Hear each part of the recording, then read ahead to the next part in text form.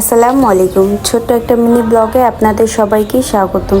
তো আজকে 12 ঘন্টার ভিতরে মাত্র 2 মিনিট আপনাদের সাথে শেয়ার করলাম সারাদিনে কি করলাম না করলাম। তো আজকে খুব সকালেই ঘুম থেকে উঠে পড়েছি, উঠে এই শটটা বারান্দা থেকে নিচ্ছি। আর সকালে যে সূর্যটা উঠেছে, সূর্যের আলোটা এতটাই মিষ্টি লাগছে তো কি বলবো।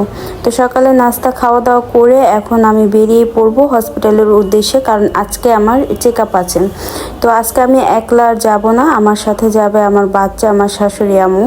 তো এখানে ব্যাগে সমস্ত দরকারি কাগজপত্র গুছিয়ে তো রওনা দিলাম হসপিটালের উদ্দেশ্যে। তো রিক্সায় উঠে পড়েছি, এই দেখুন ইব্রাহিম, আমি আর ইব্রাহিমের দাদু মিলে যাচ্ছি। তো সকাল এই পরিবেশটা রাস্তার আমার কাছে কিন্তু খুবই ভালো লাগে। তো আজকে চেক আপ করে এসে বাসায় এসে পড়লাম, এসে খুবই ক্লান্ত লাগছিল, তো রান্না বান্না ওইরকমও করিনি। তো আজকে শুধু রান্না করেছি এখানে লাউ দিয়ে ডিম রান্না করেছিলাম এসে, আর এখানে রান্না করেছি শাশুড়ি আম্মু ছোটো মাছ এনেছিল নদীর, তো ওইগুলা জলপাই দিয়ে রান্না করেছি। কে কে আমার মতো ছোটো মাছ জলপাই দিয়ে রান্না করে এখানে অবশ্যই কিন্তু কমেন্ট করে জানাবেন। আর এখানে খাওয়া দাওয়া শেষ করে বিকেলে ইব্রাহিমের জন্য একটা পুডিং বানিয়ে নিয়েছিলাম।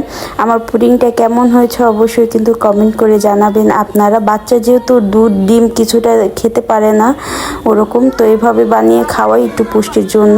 আর এখানে ইব্রাহিম যেমন স্পিকার নিয়ে খেলাধুলা করছে। আর এখানে আয়ানকে দেখুন তার মা কি সাজিয়েছে, আমার বাবাকে ওড়না পরিয়ে পুরোই মেয়ে সাজিয়ে দিয়েছে, আর এইগুলো ভিডিও করে আমাকেও দিচ্ছে। আর ও মেয়ে সেজতে পারে কি খুশি হচ্ছে, আসলে ও তার বুঝে না। আর ওড়না পরালে কিন্তু আয়ানকে একদমই মেয়ে মেয়ে লাগে। অবশ্যই কিন্তু আপনারা দেখে সবাই মাশাআল্লাহ বলবেন আমার বাবাটার জন্য, আর সবাই আমার বাবাটার জন্য কিন্তু দোয়া করবেন।